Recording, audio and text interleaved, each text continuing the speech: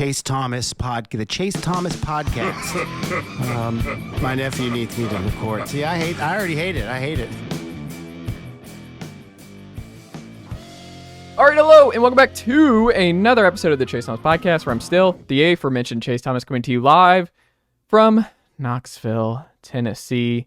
I don't know if I can do it.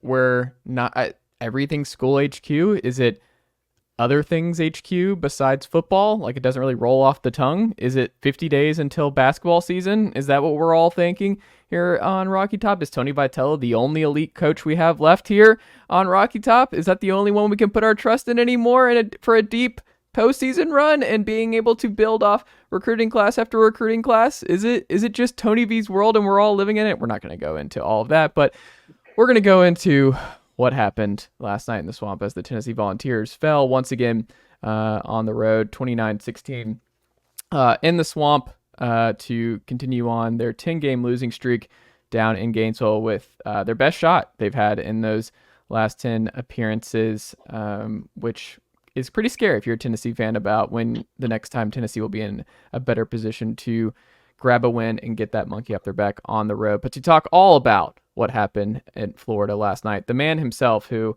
has gotten, I don't even want to guess how much sleep Rocky Top Insider's Ryan Schumpert has at this very moment. Ryan, good evening, sir. How are you?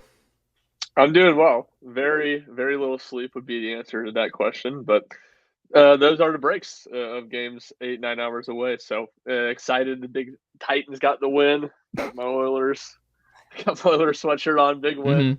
And certainly a jolt of electricity I needed on this Sunday afternoon after a long Saturday. Falcons did the same for me. I don't even know what I would be at this podcast if the Falcons did not take care of business late with the worst quarterback in the NFC. So shout out to the Falcons for making do with an absolute nothing burger at quarterback. But hey, you made it happen.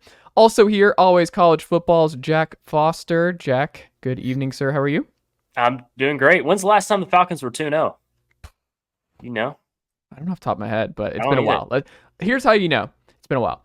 Falcons have never hosted a playoff game in their new stadium that was debuted what feels like 6 years ago, maybe 7? 2017, yeah. Wasn't it the year after they went to the Super Bowl? Yes. Yeah. No, it was a year up. Oh, okay. So yeah, because I'm pretty certain we played. So wouldn't they have hosted a playoff game then? No, Yeah. I guess it was the year after then. Yeah, you're right. I guess it was. Yeah, I just know they have not hosted a playoff game in Mercedes-Benz Stadium. So looking like that might be the case, unless the Bucs and the Falcons going back and forth atop the NFC South, just as we all predicted before the year. And also a very sad man, Ethan Stone, who had to watch Justin Fields and first coach fired favorite Matt Eberflus drop another one where Justin Fields threw a pick six from his own one on a halfback screen. Hate to see it. Ethan Stone, good evening. How are you? I'm awful. Thanks for asking. I'm doing terrible. I'm sick of watching football. I'll tell you that much. I just need a win. I just need someone to win. They should lose every game they wear that orange. Like the Bears' orange uniforms are atrocious. I thought I liked them. I thought I liked them last year, and then I don't even remember what the game was. They played so bad in the game, and I was like, never mind. I hate them. Get rid of them. They're so bad. They wore them against Washington on Thursday Night Football.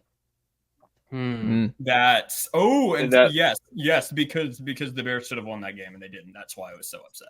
That doesn't sound like the Bears. They should have won that game, but as the Bears do, they just find new and interesting ways to lose. So, but this isn't about the Bears; it's about the Vols. No, but there are some parallels between those Chicago Bears today and what we saw last night in the Swamp.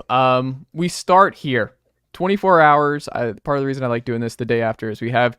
Like I said, I would be kicked off YouTube if we did a immediate post Tennessee podcast following the ups and downs of the Tennessee football roller coaster. But 24 hours removed, your strongest takeaway you're still thinking about, Jack Foster, what is it?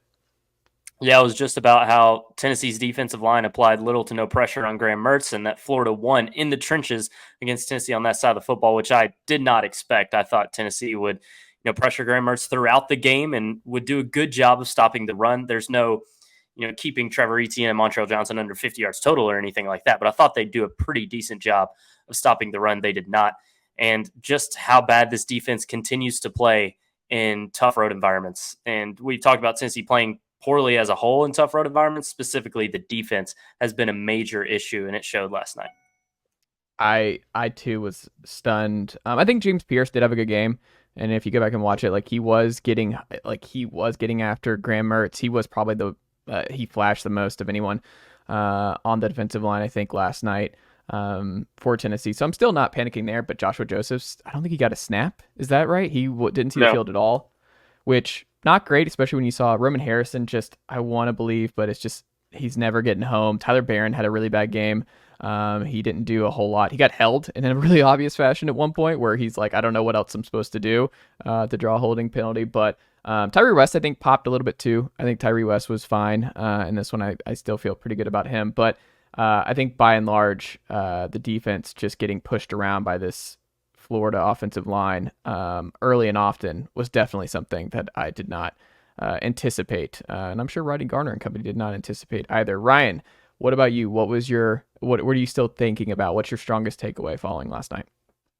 It's kind of twofold. And Jack, when we're talking about this Tennessee team, 2023 Tennessee team, what's my biggest takeaway? It's that they got beat on both lines of scrimmage, handedly, really, honestly. And there's a lot going on in football, but it's a pretty simple game. It's going to come down to quarterback play and the lines of scrimmage 95% of the time. And Florida was better in all three of those areas. And then I think maybe in the macro, just how that was the worst game in the Josh Heupel era, and some of the concerns about Heupel that it raises and his staff as a whole.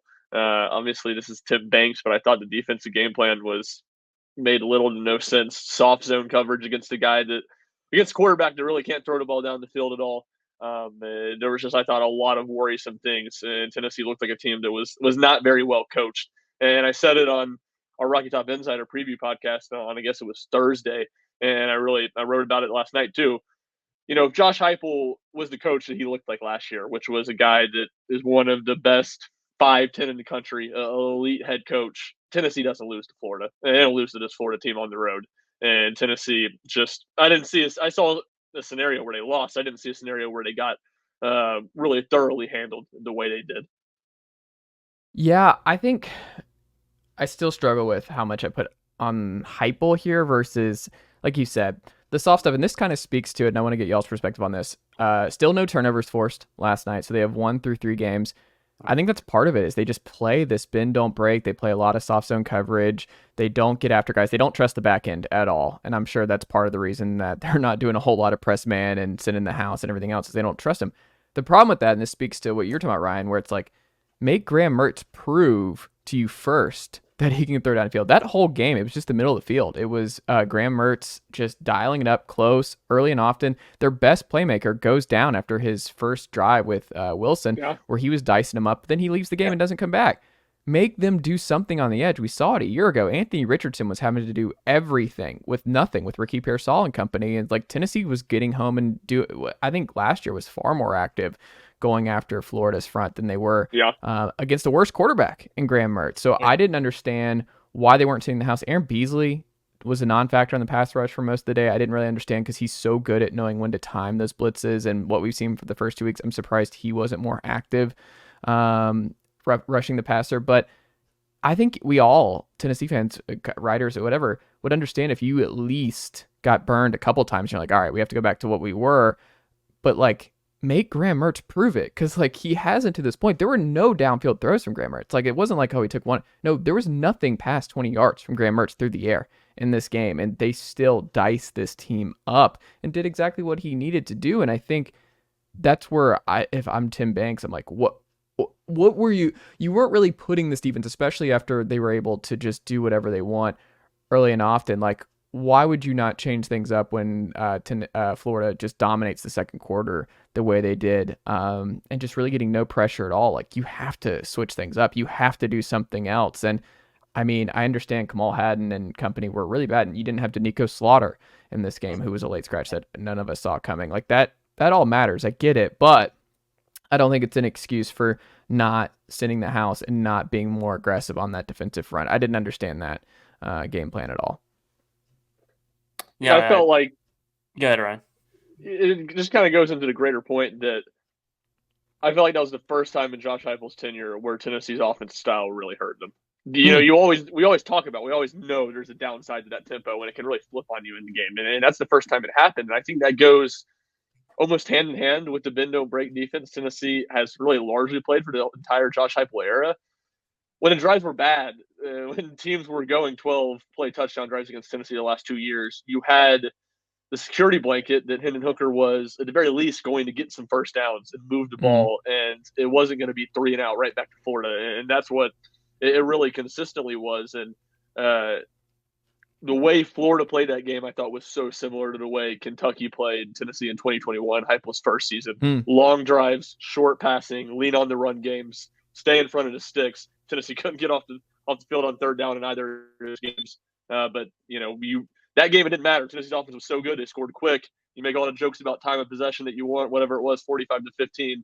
Saturday night at Florida, you saw the downside of that and how bad and how quickly things can spiral if the offense can't stop the bleeding in that situation. No, and I mean, like Ricky Gibson, I don't know what else he has to do to get on the field more. And I think when Tennessee fans are like, well, it's young, the staff's like they're freshmen, it's like, we saw Alontae Taylor and Bryce Thompson start as true freshmen. It's not like this is unheard of that these are 2 NFL players at this point. And Gabe Judy-Lawley was fine, but Kamal Hadden cannot be the starter going forward anymore. I think that has to go. I mean, I'm okay with Kamal Hadden never being on this Tennessee team going forward. Based on what we saw, like the ending was not a great look. The weird faux tackle on the big run by Etienne was just one of the worst you'll see. I mean, and it wasn't just that play. Like that was the most egregious, but he missed a lot more tackles outside of that too. He was. It was bad. An unwillingness to tackle it is just. And it only works is if you're a great coverage guy. Corner.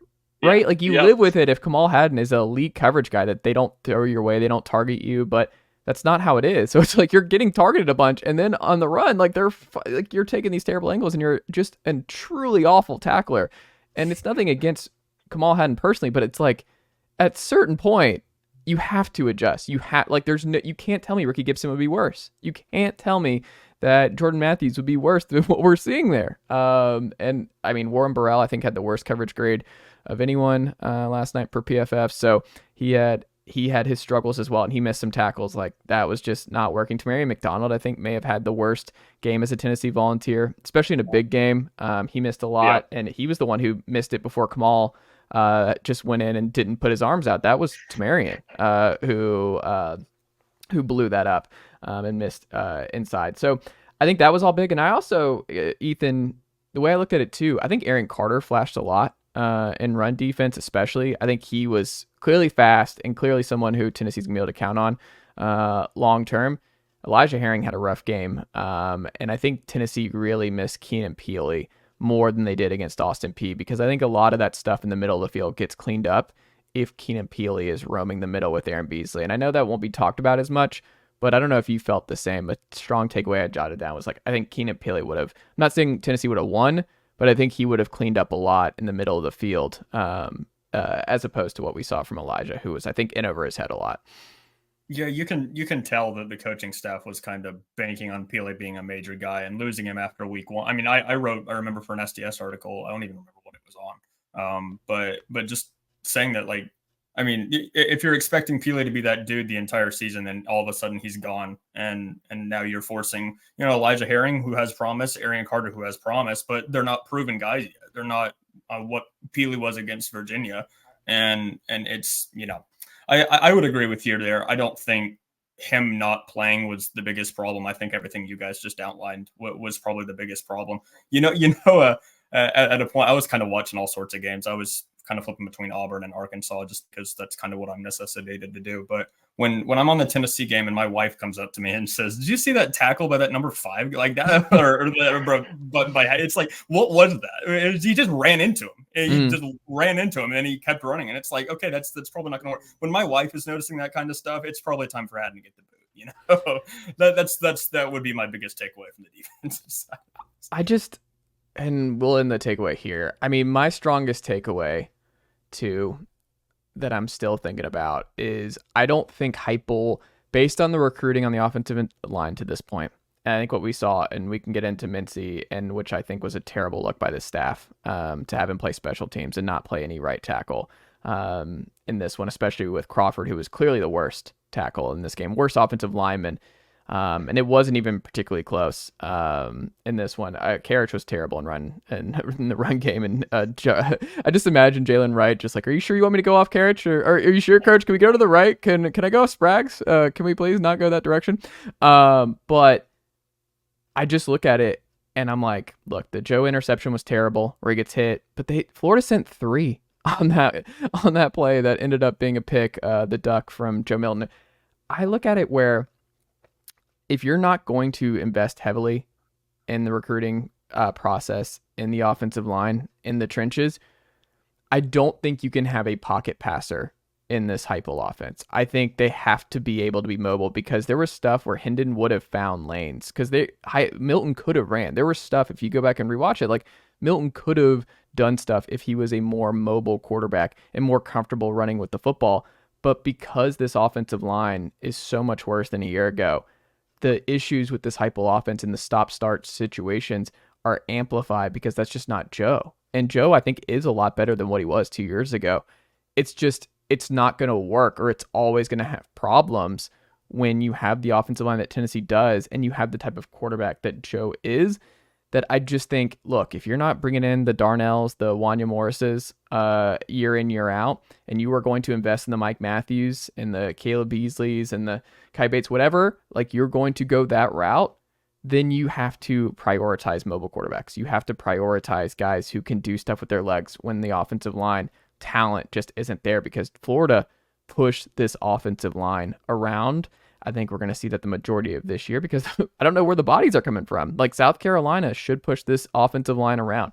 You're looking at, because I mean, they had their way against Georgia a little bit. You get worried about Mizzou, who looked really good last week, and how is that going to look against this Tennessee offensive line? So I think for me, I can't escape the fact that I think Milton is kind of doomed because of his style mixed with the current state of the Tennessee offensive line. So I think you just kind of need to adjust. You can't do this. So when people are afraid of Nico, I'm like, Nico can move. I don't think Nico's going to be sitting in the pocket the same way that Joe does. And I'm not as worried about Nico getting hurt that other people seem to have about his size and what have you. I'm not saying I'm calling for Nico, but what I'm saying is, like, Nico in the future, Nico next year behind a weak Tennessee offensive line, I think he's going to be able to move around. I think he's going to be able to do stuff on the run that Joe is just not an off-platform freelancer that you just have to be in this offense, and it's just not coming.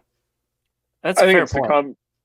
I think it's the combination of that and not being able to really throw the ball in the intermediate. Like, that's a really bad combination. You need to have at least one of those. If you're having to wait for plays to develop, and I agree. But also, this talking point, doesn't really help right now, because it is what it is for Tennessee. So Tennessee's not a quarterback away from competing for the SEC East right now.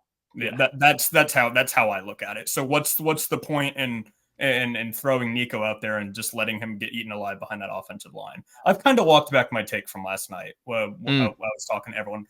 For people listening, I said pretty much that Joe kind of has to go because the offense just needs to change the pace. Sure, the offense needs to change the pace, but I'm not sure that Nico. Throwing Nico in there, maybe against UTSA, sure. Maybe against I don't know, Kentucky, someone that doesn't have a pass rush. But when you get to the point where Milton can't move around, like we've said, and he's not deadly accurate in the intermediate game, so you can't kind of quell some of those problems. I don't necessarily think that behind that offensive line, even if Nico is more mobile than Joe, which remains to be seen as of right now, I don't think it'll help that much. It's just exactly what you said. It kind of is what it is at this point. Ryan, more to blame from last night's disaster: Joe Milton, the offensive line, Tim Banks, or Josh Heupel? Who gets the most amount of blame for you in what happened last night? Well, I think in the larger scheme of things, obviously everything goes back to the coaches. That's where it's their job to have the team ready to play. And Tennessee was favorites and a more talented team. They clearly didn't. I think just looking generically at what happened in the game, I would probably say Tim Banks and the offensive line. Offensive line just didn't give Tennessee much of a chance offensively. And again, it goes just with the same sentiment of you not being able to throw it in the intermediate. When Tennessee's spiraling in the second quarter, they have 4 straight first downs start, false start, timeout, including the timeout to open the drive. So you're just, if you can't throw it in the intermediate, you're immediately playing against it. And Tennessee's offensive line couldn't hold up at all. And then obviously we kind of touched on it already. The defense in the second half, and the fact that Florida went full Georgia mode last season and just ran the ball and played clock control and said, you cannot catch up to us with your offense, won't make it look as bad.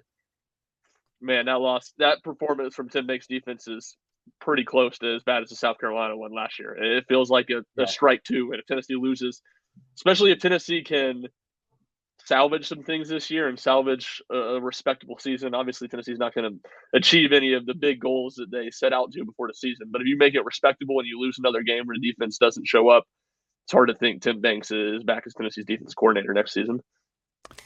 Yeah, go ahead, Jack. Yeah, I'll put it on the coaches too. And I thought there was, some lack of discipline last night, of course, with the poor tackling, but also the pre-snap penalties. And it just feels like kind of going back to what I said earlier, when they're in these tough road environments, it's hard for Tennessee to overcome any sort of adversity. Like when Florida goes up, 26-7, they put the fork in Tennessee. They're done because they're not coming back. Even with the quarterback change, I didn't see it. And especially with Joe Milton leading the way, I did not see a way Tennessee could come back and win that game. And they're just not built to play that style of football. So, yeah, I go back to the coaches on this one. I thought Josh Heupel should have taken a lot more chances earlier in the game. It kind of felt like they started taking more chances late, and then they were working, but it was too little too late. So Tennessee needed to start throwing the ball downfield a lot earlier in the game, and it didn't happen. Of course, time of possession didn't go their way at all in the first half, so they were a little bit hindered in that sense, but ultimately this goes on the coaches for me. Ethan, did it feel like to you too? Like I think Jack is right, especially in the fourth quarter where they just started Dante Thornton. All right, sink or swim, man. Like we're throwing you the ball, go make a play. And he didn't get a defensive pass interference call, which he should have gotten. The dude was early and all over him. There was a lot about officiating that we'll get to in a second. But you look at that and you started force feeding Bru the ball, who I think was actually a sneaky big winner here, is that Bru McCoy.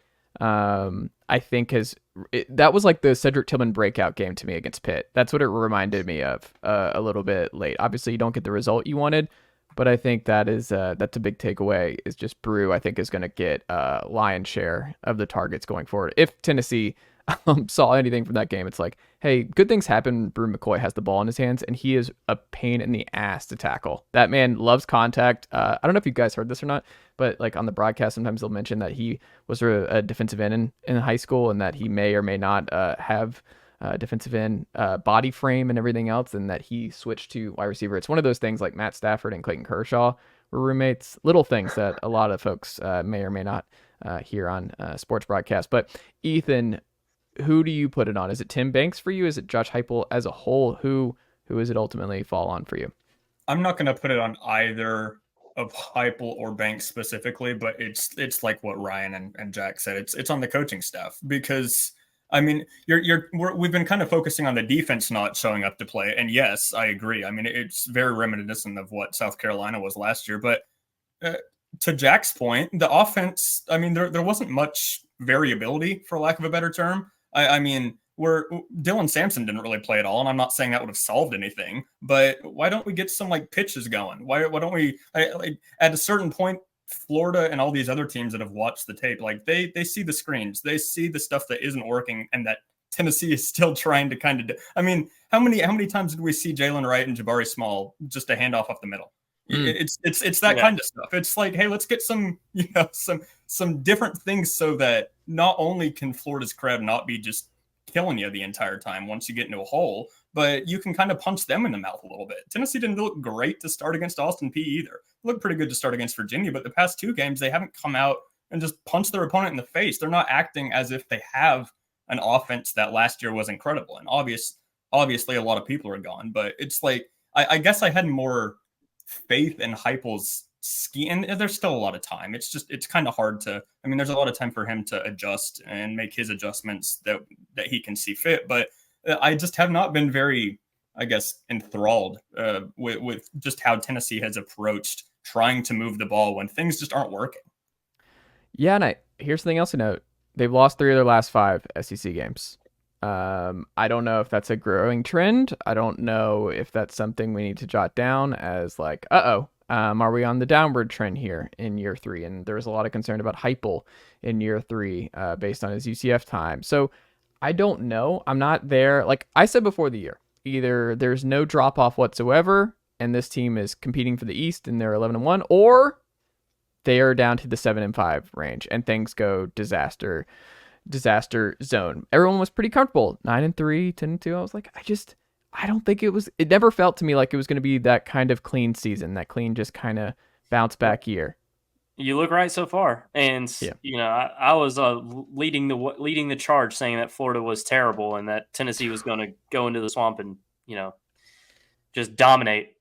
And obviously I look dumb now, but I don't think so, because I think Florida's still bad. No, that's the problem. I think Florida's still going to struggle to make a bowl game. Yeah, I come away from this game still thinking Florida isn't like just turned it around all of a sudden. Tennessee's just way worse than I thought. Yeah, I think that's right. And I think Tennessee on the road, though, and I think maybe, Ryan, you can speak to this too, they're going to be at home basically for the next month. So, yeah, this stinks to just completely flop like you did in the swamp.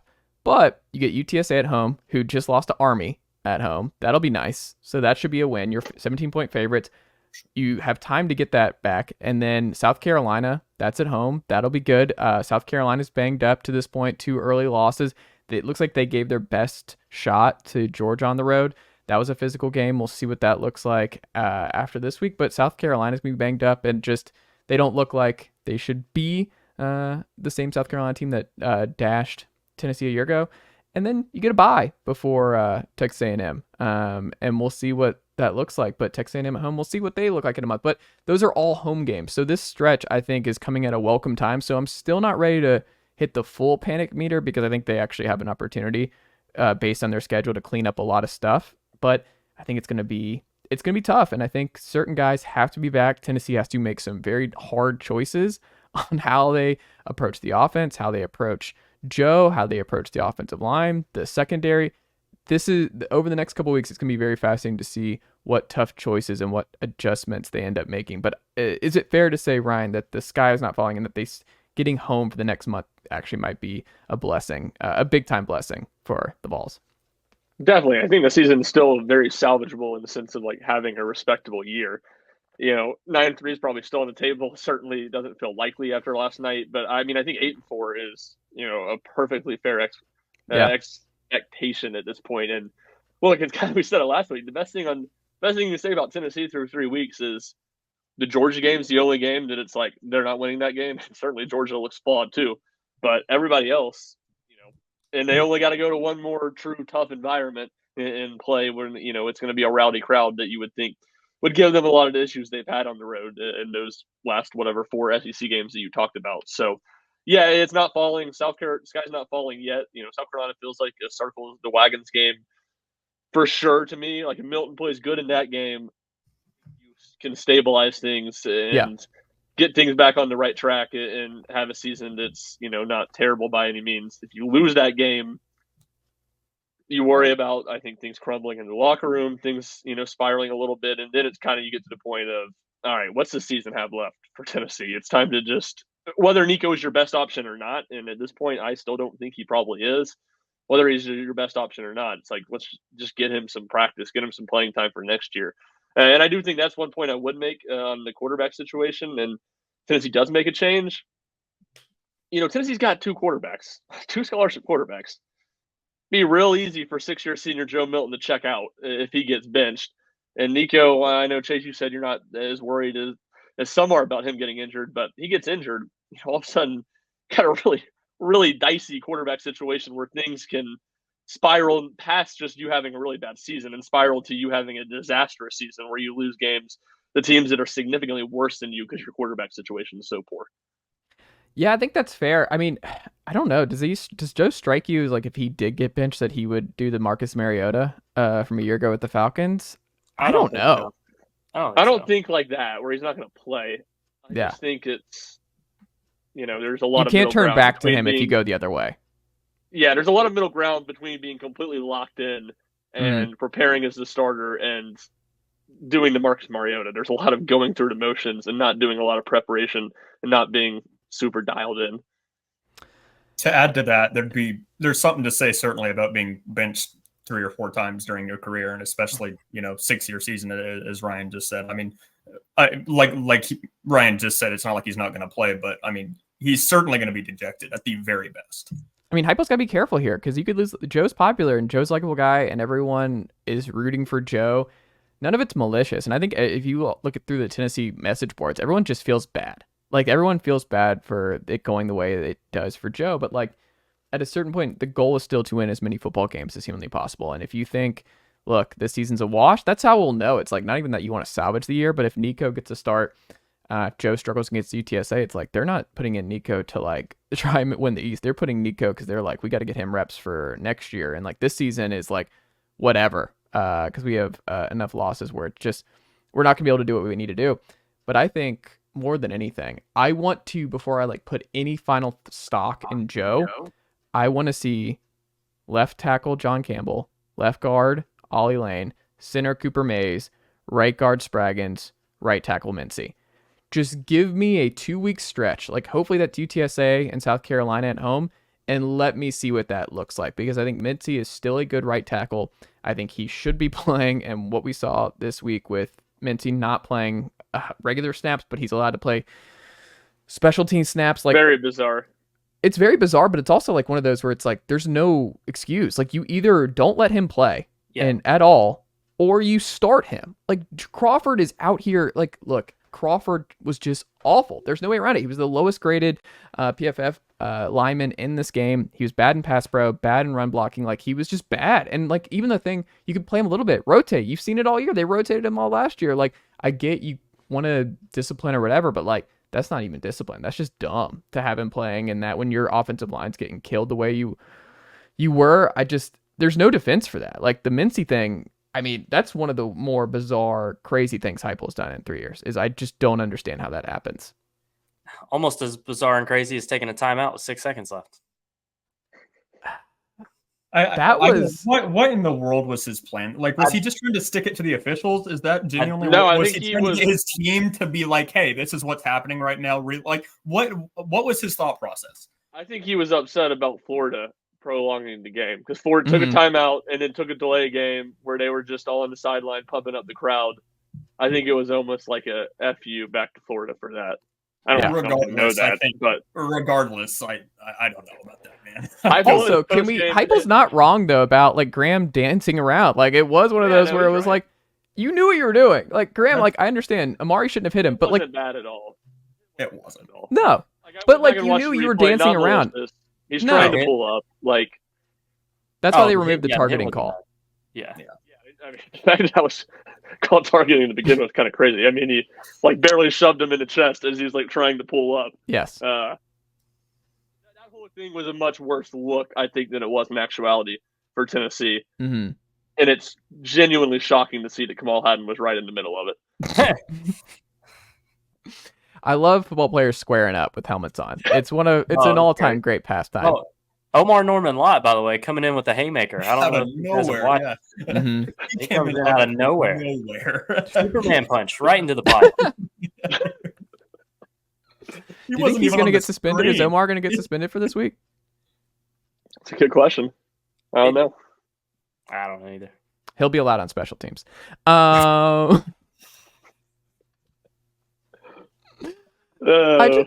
What was the worst? Because this was actually like, I'm not the whole, like, let me be clear. 2 things can be true.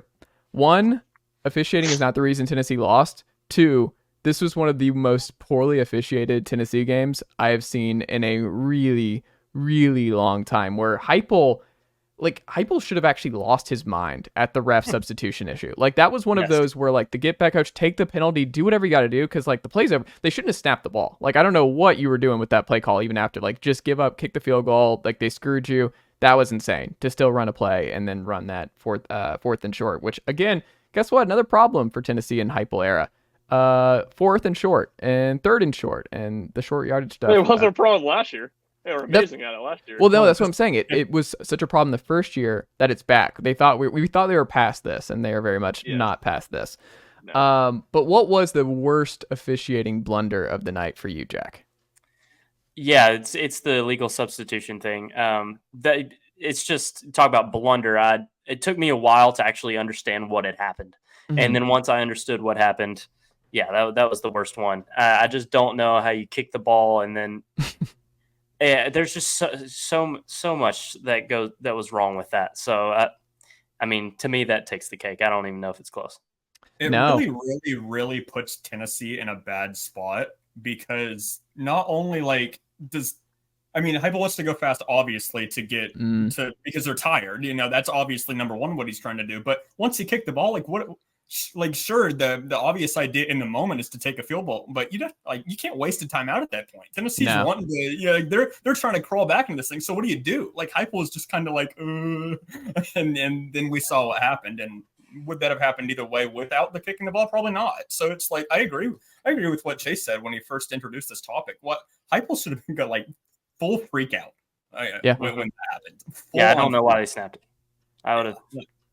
I would have taken the penalty, so you can't snap it. Heupel should have been that is something I've never Could he seen. not have? Yeah. Could he not have requested a review or something?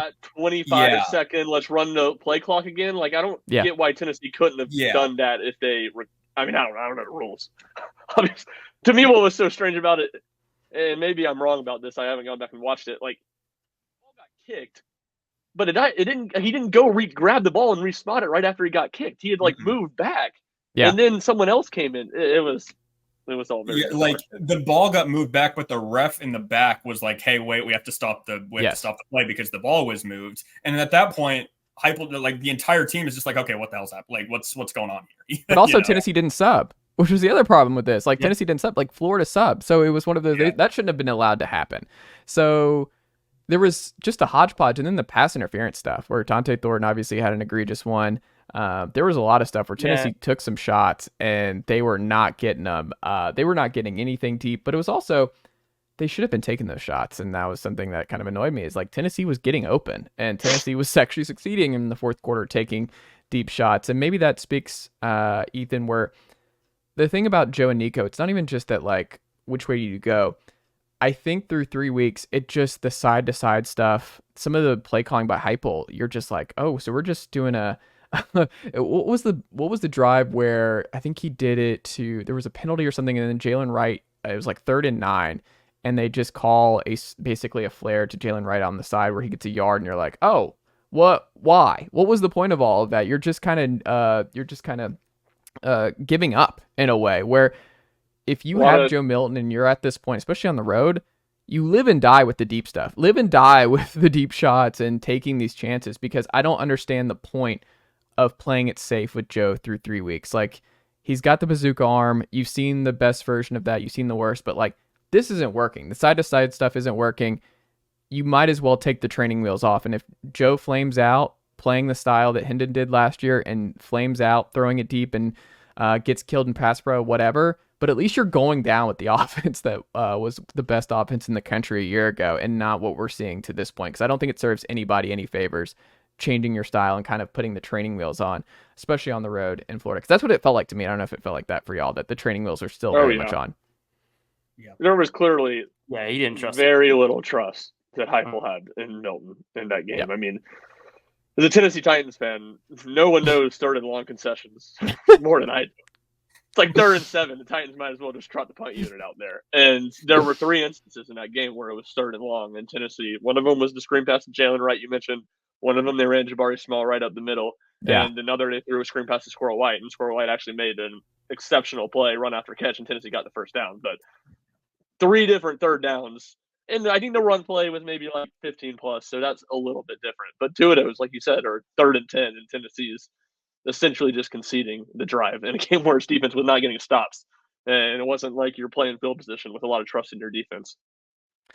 Ethan, which PFF grade matched the most of what you saw on Saturday night for Tennessee? Bru McCoy's honestly should have been a little higher. Now, like I said, this is a kind of difficult question for me to ask because I was not on the game the entire time. I was I had it on this main TV, but I was kind of watching others too. So it's kind of harder to go the individual route. I think Aaron Beasley had a perfectly fine game. I think of a 71 is where he was at. I think that's fair. I think Bru's number was pretty fair. I didn't see much of Dante Thornton. I saw that he was the highest graded wide receiver. And the bits that I did see from Dante Thornton, I thought that was fair. It's kind of hard because I just wasn't paying attention to drops, to bad routes, to stuff like that. So it's a little difficult for me to kind of decipher that from there. But I do think Bru McCoy, I was kind of thinking to myself after the game, I was like, wow, what can I take from that performance that wasn't awful? And I landed on 2 of them, and only one of them was really serious. And it was Bru McCoy and then Jackson Ross. I mean, the dude had 2 punts inside the 20. At least he didn't boot it off his leg for 11 yards, That's it. I mean, it's sad to say that, but those Hold on, Charlie Campbell, also money. That was a preseason money. That was just... He finally has a kick that we can talk about. So you're right, Chase. Apologies to Charlie Campbell. Absolutely. He did special teams. Tennessee legend Charlie Campbell, batting 1,000. Saw Serena's spokesperson. I don't know if y'all have seen that. I saw it first out of the day. There you go. Everything coming up. You're welcome, Charlie. You're welcome. I mean, I think Bru McCoy would be my answer there. He played fine. Otherwise, just a dreadful performance. Jack, what about you? Who matched the most, positive or negatively, their PFF grade? Like Kamal Haddon getting the worst PFF grade as far as tackling category. I know he didn't have the worst overall on the defense. I think Wesley Walker and Tamarian were lower, but and Walker had a 26.3 tackling grade. But I think PFF probably should have reflected it even more of how bad a night Haddon had, but it did a fine job of it too. So, I mean, it's one of the worst individual defensive performance I remember seeing in my 2.5 years of watching Tennessee very closely. I'll put it that way. Ryan, what about you?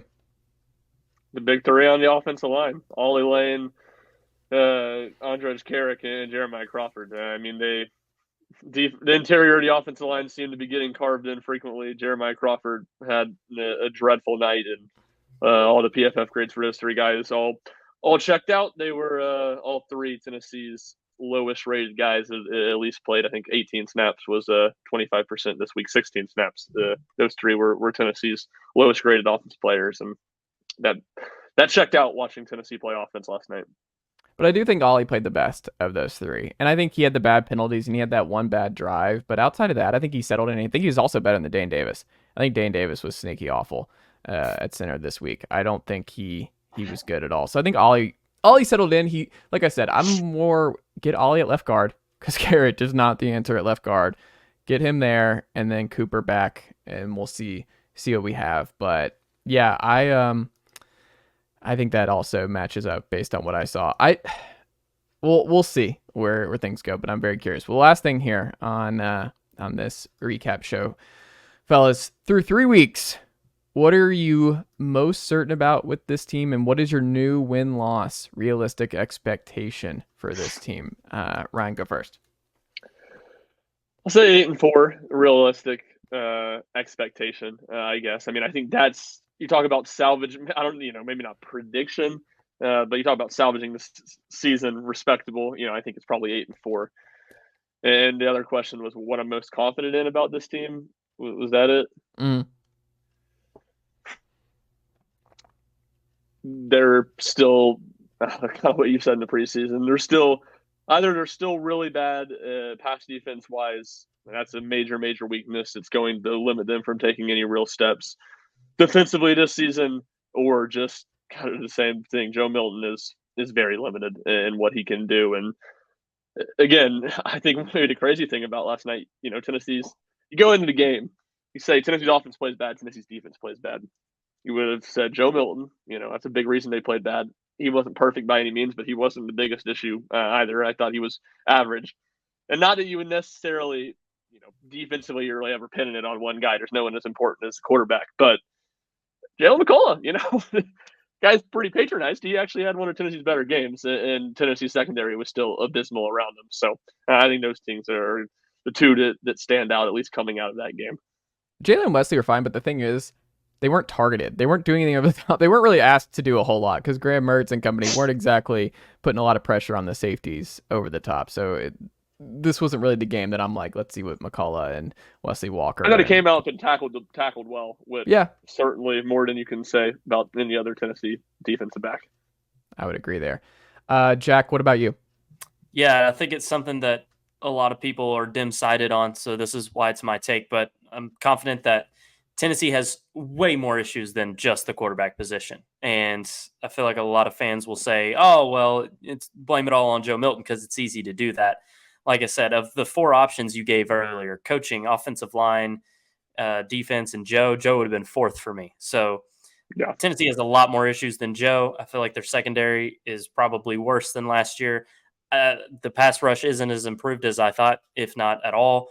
The offensive line is definitely worse than last year. They don't have the skill position players like they did last year. Yes, there's a drop off at quarterback, but I can point to several areas to why Tennessee is struggling right now. And also, before we get to Ethan's here, something I've said that like now you see it play out, Jackson being really good for Ole Miss. The marriage that never happened that I wanted to happen, I think I talked about in this program, was like Spencer Sanders and this Tennessee offense and his mobility and him choosing Ole Miss. I understand the optics. I understand that Tennessee probably did their due diligence on bringing in another veteran guy, and they just saw the writing on the wall with how Milton finished and that they weren't really going to get a real shot. But like Spencer Sanders in this offense, just the 1 year gap, I would have felt so much better. And this was like, that was my target all offseason where everyone was like, no, it's Joe's team. I'm like, I don't know. I feel a lot better if you put in Spencer Sanders in this offense and what he was able to do in Oklahoma State. And now he's just not going to play because Jackson Dart's really good for Ole Miss. And he kind of chose wrong for his last year of college eligibility. And I just feel like that's a marriage that it's going to be a big what if for me, is what Spencer Sanders would have looked like in a 1 year window with this group. Because I think he actually would have thrived and covered up some stuff. Doesn't fix everything, but to Spencer Sanders, I would have really liked to see in this offense for a year. Ethan, what about you? My prediction is also 8-4. I think 9-3 is possible, but like, I mean, after watching that game against Florida, I'm not going to go out and say confidently that Tennessee's going to win 9 games this season. I'm hesitant to even say they'll win 8 unless major changes are coming, but that's definitely something that Tennessee can look for.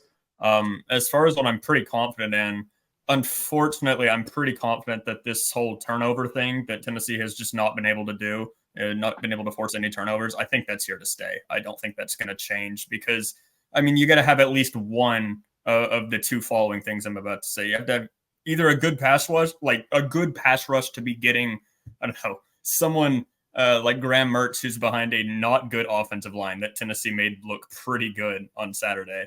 You gotta have a good pass rush so you can start messing with these college quarterbacks. And to make up for that, if you don't have a good pass rush, you got to have a pretty decent secondary. And right now, Tennessee doesn't have either of those.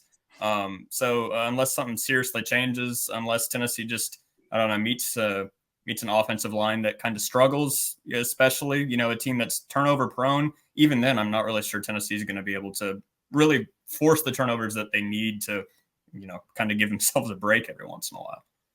I think no matter what, with the way this season is unfolding, and we can end here, I think there are going to be major staff changes after this year, because I think the wins, I think you're looking worst case scenario 7-5 still, but I think 7-5 is enough that you have massive staff changes. 8-4, you probably have to do 1, maybe 2, but I think what we're seeing is there's no way. Like Heupel did a heat check with the internal promotions and moving around stuff here, but the way this season's going and with the game still left in the schedule, my gut tells me you're going to have, like, I would be floored if Willie's back. I mean, this is the last year of his contract. You already brought in like the maybe internal option with is it Charles Robinson, the Saints guy? Yeah, I think so. Uh-huh. Yeah. I wonder if that's the internal guy already sitting and waiting. And then you have Tim Banks. We'll see what happens there. But also, I mean, I don't know if you're going to be able to run it back if this offense is clunky all year long. Joey Halsey obviously very important, so it's not like he's going anywhere. But I think maybe it's Jerry Mack, maybe it's Kelsey Pope. I don't think is going anywhere. Alec Galen would be really hard to do that after 1 year, but I don't know. I think my gut tells me Heupel is going to be forced to make significant changes to his staff and maybe go outside the Heupel immediate family tree to get this thing wrong, because he's now top 10 highest paid coach in the sport. He got a big raise this offseason. The expectations and the bar is higher, and I don't think 7-5 will sit well with a lot of folks year 3 after building off what happened in year 2 is my gut. I'm not saying he's on the hot seat himself, but I think I would be pretty surprised if there aren't massive changes, especially on defense after this year, because the talent's not there. And I just think they're gonna continue to struggle. I don't think there's a lot of answers right now that they can throw out and fix a lot of this stuff to this point. And like you said, Ethan, I don't think the turnovers are coming. And if they're not coming and the defense is just kind of pretty soft, I think by and large, then you're just going to have more problems throughout the course of the year. I wish I was more optimistic about the defense, but I'm pretty down. And I think this was something I did not want to be right about before the year that I said in the podcast. The secondary is worse than what it was a year ago. I don't know how that's possible, but it's somehow worse. Yeah, one of my final thoughts, and this is going back to your Spencer Sanders take. Tennessee, obviously made gamble. They didn't go after anybody in the transfer portal. They rode with Joe Milton. Like you said, I'm sure Tennessee did their due diligence. None of us have sat here and said Joe Milton was the issue last night. Joe Milton didn't play a terrible game. Florida went out and got probably the most unimpressive quarterback in the transfer portal, and Graham Mertz outplayed Joe Milton. That you talk about things that have stuck with me a little bit today. That's just a general thought from that game. It's kind of wild to think about. Jack Foster, what can the good folks check out from you and the team over at Always College Football this week? Yeah, we got our instant reaction up this morning. That was taped after the Colorado State game late last night. Me and McElroy holding down the fort for that one, so that was a lot of fun. But yeah, just 3 episodes like always this week, and what a wild week 3 when the slate looked terrible. Yeah, just the top team struggling. Of course, some upsets happening. It was a great week, and it was capped off with probably the best game of the entire week with Dion and the boys getting it done in double OT. So just all that stuff and all the good stuff over at RTI as well. And we should also say the one thing we should emphasize. So much of the SEC sucks. Like Arkansas just lost at home to BYU. If you're a Tennessee fan feeling pretty down, that's the one area where I would say, hey, yeah, a lot of SEC fans right now are feeling pretting down about where they're at. I didn't get my record prediction, but it's still 9-3. Just putting that out there. But just because of the home games and script sets up well. So okay. 9-3 is still a huge win. And that means a lot got cleaned up. Yeah. Like, that's the big thing. The SEC is just awful. So yeah. But if you finish 9-3, then a lot got cleaned up, and this team's pretty good by the end of the year. I don't know. I just don't think Tennessee can play on the road. So I think Mizzou's a loss right now. If I have to pick, I can't believe I'm saying this.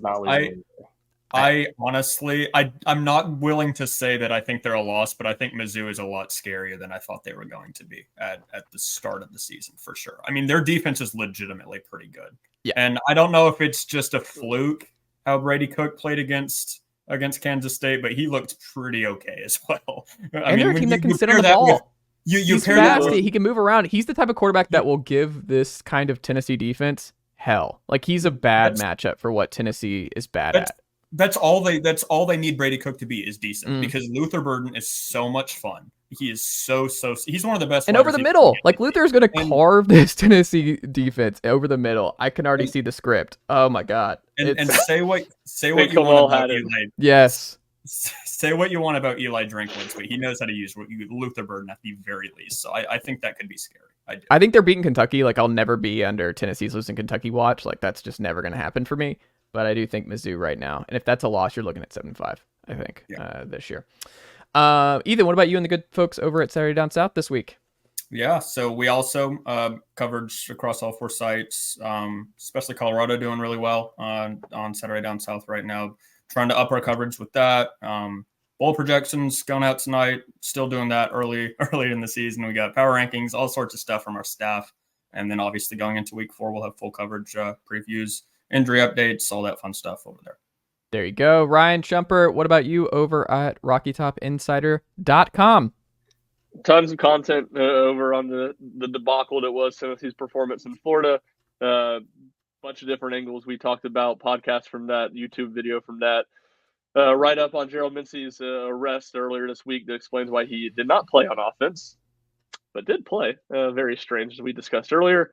And then we'll have plenty of stuff next day or two wrapping up Florida and starting to look ahead towards UTSA as the Vols look to rebound against, thankfully for the Tennessee, Roadrunners team that doesn't look nearly as dangerous as they did before season. UConn too. Both UConn and UTSA looking bad out of the gate. Who could have guessed that about UConn? Okay, that's enough. That's enough. We're not doing that. Jack, Ethan, Ryan, always a pleasure, and I'll talk to y'all next week.